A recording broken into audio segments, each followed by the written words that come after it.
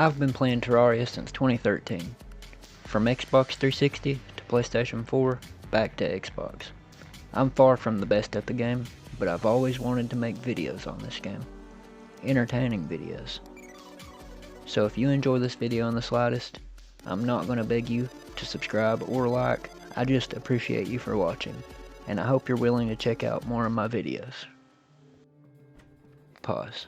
So if you're wondering why I already have a house, well, a village, a Star Fury, a bone pickaxe, and a musket. I streamed the first 2 episodes on YouTube, and some weird shit occurred, so they are private. Mucho gracias.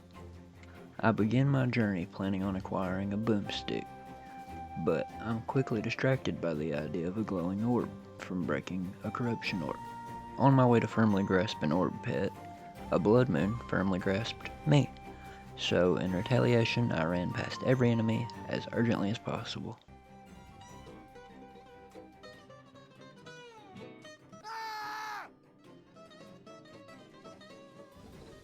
After an aggressive fight, I finally made it to the orb and began exploding the Ebenstone while viciously under attack by eaters. I ended up breaking it and obtained a band of star power, which is practically useless for my character. But in the process, I was fatally bitten by an eater. After I passed away, I ended up making my way back to get me a damn light pet. I landed, broke the orb, and lo and behold, a light pet. But the Eater of Worlds was spawned, and I was chewed. Not without putting up a decent fight, though. Right after I was chewed on, I began crafting an underground house. While I was peacefully crafting, I get the text that the Goblin Army is approaching. So I did absolutely nothing to prepare. Once they spawn, I'm virtually powerless. I beam struggle with a Goblin Sorcerer, then die.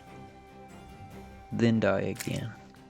And again. After dying a few times, I believed they noticed I was immortal, and they backed off. In remembrance of our win against the goblins, I built a boulder statue beyond which our minds can't comprehend. After the goblin attack, we ended up bombing our way through the wilderness at 600 miles an hour.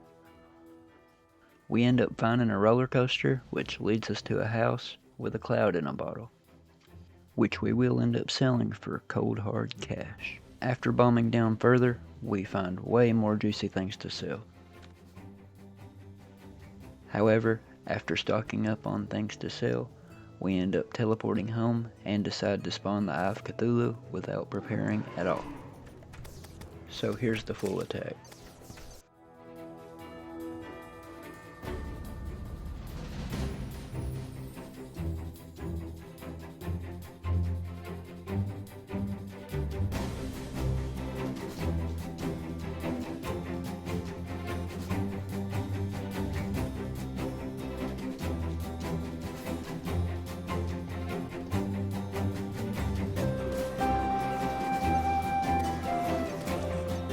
And it ended up going way better than I thought it would, actually. After I ripped the eyeball in half, I ran home, placed my trophy above my bed, and crafted a light spane. After the eyeball exploded, it seemed I grew enough balls to stock up and challenge the Eater of Worlds. But before the Eater, I seek out the Goblin Tinkerer to buy some rocket boots. Then I craft Spectre boots, skate around for a bit, curl my ankle, then, after I was done skating, I finally went to challenge the Eater with balls of steel. I crafted a miniature arena, then went to break the orb. After the Eater was spawned, he ate my ass all the way up to the surface. And about here, I realized I couldn't see anything. And quite frankly, I end up dead.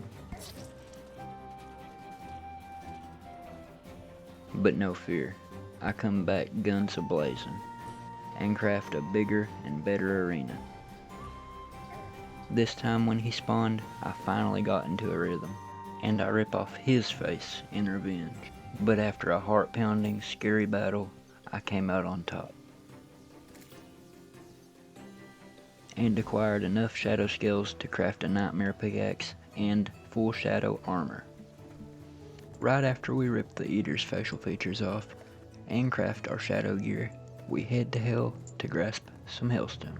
When we land in Hell, we tried to break a bunch of pots to try and get some obsidian skin potions, to no avail.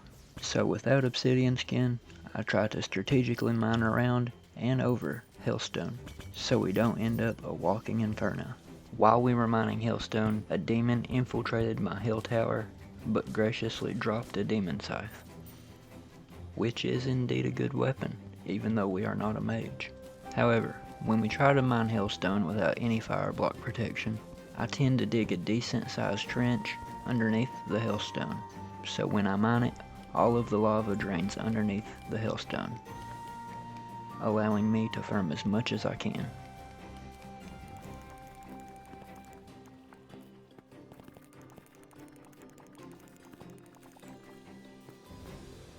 We use this same trick on as much ore as we need. Well, as much as we can get before we end up dead. But luckily, we get everything we need to make full molten armor, and to make a molten pickaxe and a volcano. Then I go test my pickaxe on a living wood tree. After physically abusing a tree, I decide it's time to take on the big, bad Skeletron. After crafting a decent arena with campfires and heart lanterns, I threw a bunch of spiky balls from the Goblin Army to hopefully deal some extra damage. After he spawns, I break his arms with meteorite bullets, and he begins his spinny attack. And while he's spinning, I get really close to dish out as much damage as physically possible. And my strategy seems to work perfectly, because before long, he fell to my might, and now we are free to roam within the dungeon. Once we enter the dungeon, I have my mind set on one thing: a shadow key. Using a shadow key in Hell, you can acquire some really good weapons like the Sun Fury and Flame Lash. While I pillage the dungeon, I find the mechanic. So we continue to absolutely tear through the dungeon. Luckily, the first chest we find had a shadow key. So with a full inventory, we teleport home to reap the benefits of our pillage. If you guys enjoyed this video in the slightest, please let me know in the comments. This video took me a week to edit, and I did my very best. I'm going to be uploading the next part to this video within the next week or so. I want to be sure it's tip-top condition. So, thank you guys again, and until next time.